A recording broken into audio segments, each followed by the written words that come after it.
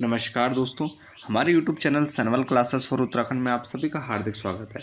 दोस्तों, ये चल रही है उत्तराखंड पुलिस रिटर्न एग्ज़ाम के लिए Uttarakhand GK mix one liner series. और इस सीरीज़ में हम प्रत्येक दिन 50 महत्वपूर्ण प्रश्नों पर चर्चा करते हैं। तो आइए प्रारंभ करते हैं। आज का हमारा पहला प्रश्न है, पौंड टोटी किस प्रकार का कर है? तो पौंड टोटी जो कर था, तो ये लगाया जाता था आयात निर्यात पर।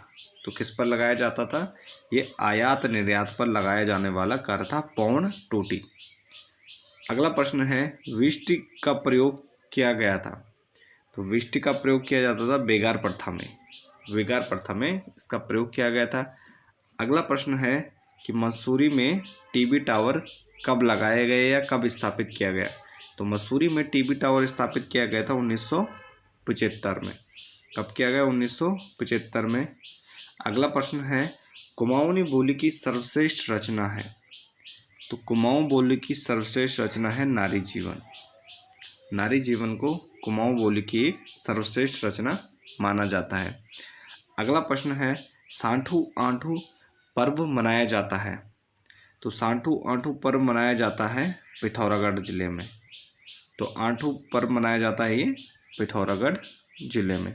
अगला प्रश्न है कि उत्तराखंड की सिंचित भूमि को क्या कहा जाता था? तो उत्तराखंड में सिंचित भूमि को पहले कहा जाता था केदार भूमि। क्या कहा जाता था? केदार भूमि कहा जाता था सिंचित भूमि को। और जो गैर सिंचित भूमि रहती थी उसको क्या कहते थे? उसको कहते थे सारी। तो सिंचित भूमि को केदार भूमि और गैर सिंचित भूमि को, यानी जहाँ सिंचाई नहीं होती है, तो उस खेती को कहा जाता था सारी भूमि। अगला प्रश्न है, लेडी सुल्ताना किसे कहा जाता है? तो लेडी सुल्ताना कहा जाता है नेहा तोमर को।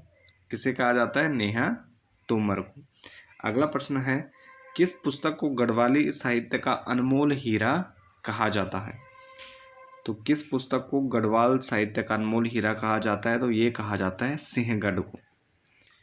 सिंहगढ़ को गढ़वाली साहित्य का अनमोल हीरा कहा जाता है। और ये भजन सिंह ने, जिनको सिंह भी कहा जाता है, ये उन्होंने लिखी है। अगला प्रश्न है कि बुग्यालों की मदर टेरेसा कहा जाता है? तो बुग्यालों की मदर टेरेसा कहा जाता है रूपा देवी को। किसको कहा जाता है? रूपा देवी को। अगला प्रश्न है, नेपाल में किसे टोप गोला के नाम से जाना जाता है? तो नेपाल में जाना जाता है, हमारे राज्य का जो राज्य पुष्प है ब्रह्म कमल, तो ब्रह्म कमल को वहाँ टोप गोला के नाम से जाना जाता है। उसका स्थानीय नाम है नेपाल में। इसके बाद पुराने नाम और नए नाम। तो यानी जो हमारे उत्तराखंड के जो प्रमुख ऐसे नगर हैं, क्षेत्र हैं, कि जिनके जो प्राचीन नाम अलग थे और अब अलग हैं, और इनसे संबंधित प्रश्न हमारे एग्ज़ाम में लगातार पूछे जाते हैं। तो सबसे पहला है हमारा कालसी। तो कालसी के प्राचीन नाम क्या क्या थे? तो इसको तलकोट, कालकोट या सुधनगर भी कहा जाता था। तो इसको तलकोट, कालकोट और सुधनगर भी कहा जाता था। अगला है अल्मोड़ा। अल्मोड़ा को आलमनगर और राजाओं की घाटी भी कहा जाता था। जोशीमठ का प्राचीन नाम, उसे योशी भी कहा जाता था। लैंसीडाउन को कालू डांडा,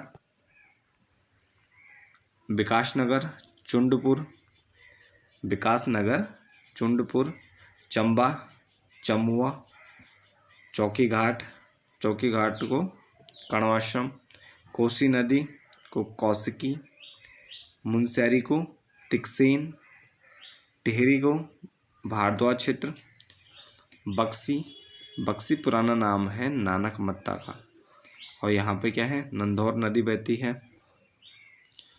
कमादेश, ये नाम था चंपावत का। चंपावत को कमादेश भी कहते थे। घनसाली को धड़ाक, विष्णुप्रयाग को भारेण या भद्वारक, द्वारहाट को दौरा, डीडी हाट को सीरा। तो ये तो काफ़ी प्रसिद्ध नाम है डीडी हाट का, सीरा, और पिथौरागढ़ को सोर।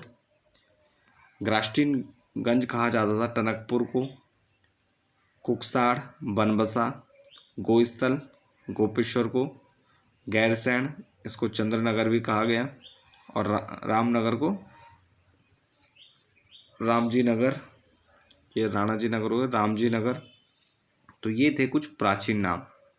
तो यानी जो हमारे जो आधुनिक जो नगर हैं या आधुनिक जो नाम हैं, तो इनके जो प्राचीन नाम हैं तो वो उनसे संबंधित प्रश्न पूछे जाते हैं। तो आपको ये सारे ध्यान रखने हैं कि किसका नाम क्या था।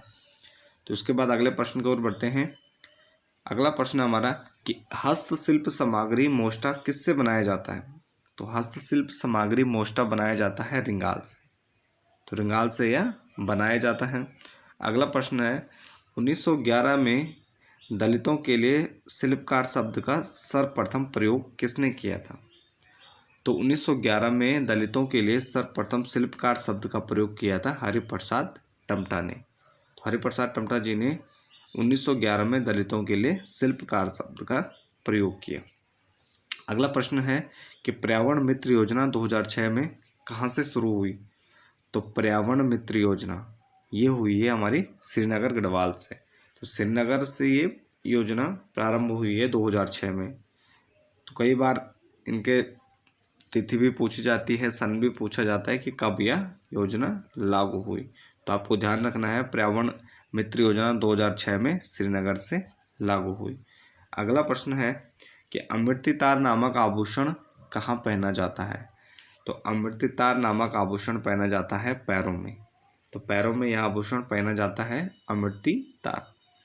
अगला प्रश्न है पद्मश्री पाने वाले उत्तराखंड के प्रथम वैज्ञानिक थे। पद्मश्री पाने वाले उत्तराखंड के प्रथम वैज्ञानिक। तो प्रथम वैज्ञानिक थे नीलांबर पंत। नीलांबर पंत को उत्तराखंड में जो वैज्ञानिक के रूप में पहली बार पद्मश्री से सम्मानित किया गया। अगला प्रश्न है हिमालय वन्य जीव संस्थान की स्थापना किसने की। तो हिमालय वन्य जीव संस्थान की स्थापना की 1974 में कल्याण सिंह रावत जी ने। तो कल्याण सिंह रावत जी ने 1974 में हिमालय वन्य जीव संस्थान की स्थापना की। अगला प्रश्न है गढ़वाल स्वतंत्र होने के बाद प्रथम पंवार शासक थे। ये टिहरी के प्रथम नरेश थे। तो गढ़वाल स्वतंत्र होने के बाद 1815 में, ये थोड़ा नाम गलत हो गया।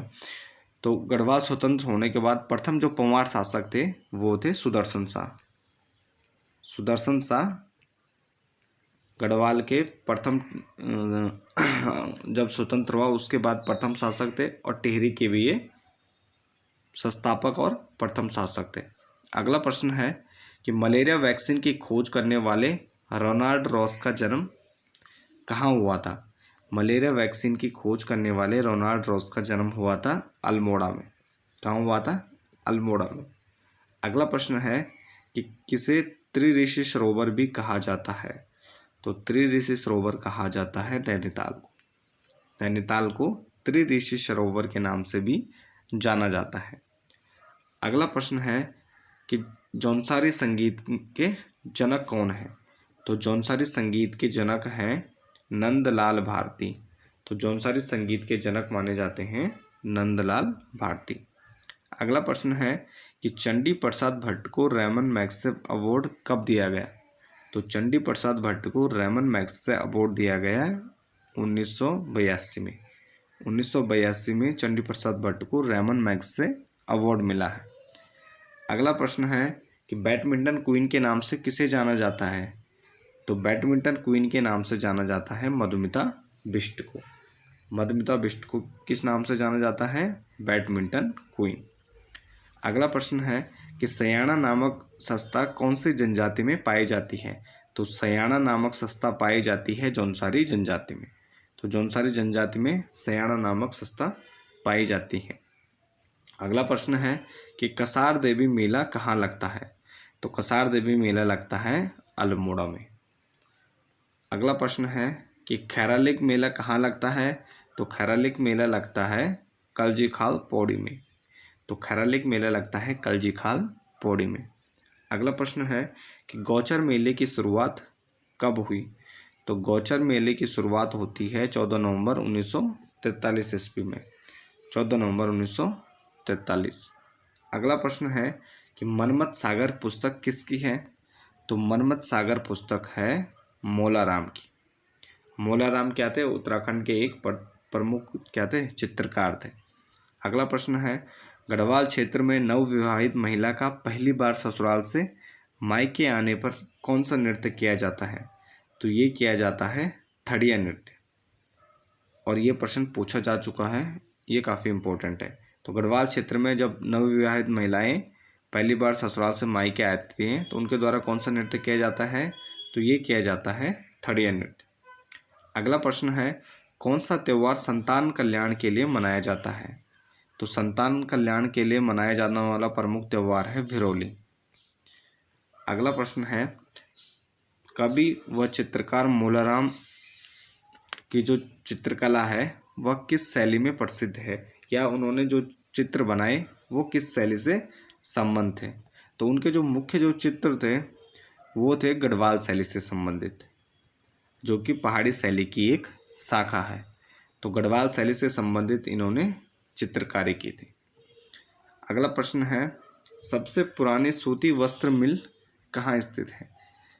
तो उत्तराखंड में सबसे पुरानी सूती वस्त्र मिल स्थित है काशीपुर में, और यह उधम सिंह नगर जिले में स्थित है। अगला प्रश्न है कि एशिया का सबसे बड़ा कागज उद्योग समूह कहाँ स्थित है? तो एशिया का सबसे बड़ा कागज उद्योग समूह स्थित है लाल कुआं नैनीताल में। तो लाल कुआं नैनीताल में एशिया का सबसे बड़ा कागज उद्योग समूह स्थित है। अगला प्रश्न है कि उत्तराखंड में कुल चीनी मिलों की संख्या कितनी है? तो उत्तराखंड में चीनी मिलों की संख्या है 10, जिसमें 4 सहकारी हैं, 4 निजी क्षेत्र में की हैं और 2 सार्वजनिक क्षेत्र की हैं। तो कुल संख्या है 10 चीनी मिलें वर्तमान में यहाँ पर मौजूद हैं। अगला प्रश्न है, हिंदुस्तान एंटीबायोटिक्स कहाँ स्थित है? तो हिंदुस्तान एंटीबायोटिक्स स्थित है ऋषिकेश में। अगला प्रश्न है, भारत हैवी इलेक्ट्रॉनिक्स स्थित है? तो यह स्थित है हरिद्वार में, भारत हैवी इलेक्ट्रॉनिक्स। अगला प्रश्न है, हिंदुस्तान मशीन टूल्स कहाँ स्थित है? तो हिंदुस्तान मशीन टूल्स रानीबाग नैनीताल में स्थित है, रानीबाग नैनीताल में। अगला प्रश्न है कि भारत इलेक्ट्रॉनिक्स कहाँ स्थित है? तो भारत इलेक्ट्रॉनिक्स स्थित है कोटद्वार में, यानी पौड़ी में, पौड़ी के कोटद्वार में यह स्थित है। अगला प्रश्न है कि भारत इलेक्ट्रॉनिक्स उद्योग स्थित है? तो भारत इलेक्ट्रॉनिक्स उद्योग स्थित है लैंसडाउन में। ये 2 एक ही तरह के नाम हैं, ये आपको ध्यान रखने हैं। अगला प्रश्न है कि ऑर्डिनेंस फैक्ट्री की स्थापना कब हुई? तो ऑर्डिनेंस फैक्ट्री की स्थापना 1943 में की गई। अगला प्रश्न है कि फल संरक्षण संस्थान कहाँ स्थित है? तो फल संरक्षण संस्थान स्थित है रामगढ़ नैनीताल में। फल संरक्षण संस्थान कहाँ स्थित है? रामगढ़ नैनीताल में। भागीरथी नदी की कुल लंबाई है?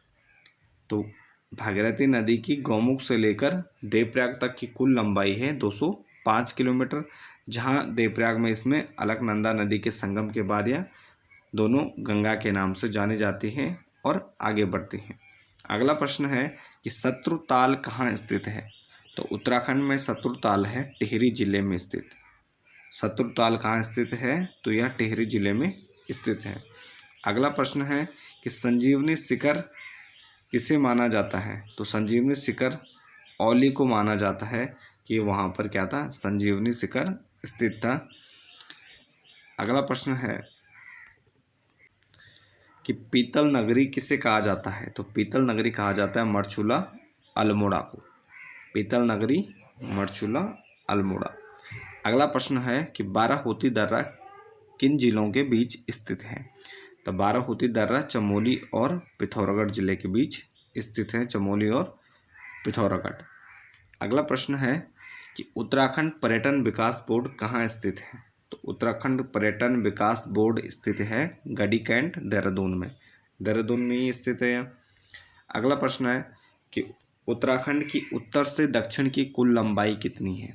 तो उत्तराखंड की उत्तर से दक्षिण में कुल लंबाई है 320 किलोमीटर, और पूर्व से पश्चिम में कुल लंबाई कितनी है इसकी? तो इसकी है 358 किलोमीटर, और इसका जो कुल क्षेत्रफल है वह है 53,483 किलोमीटर स्क्वायर। तो वर्ग किलोमीटर 53,483 वर्ग किलोमीटर इसका कुल क्षेत्रफल है। तो ये थे आज के हमारे 50 महत्वपूर्ण प्रश्न। तो इसके साथ ही इस वीडियो को यहीं पर समाप्त करते हैं। बने रहें चैनल के साथ। धन्यवाद।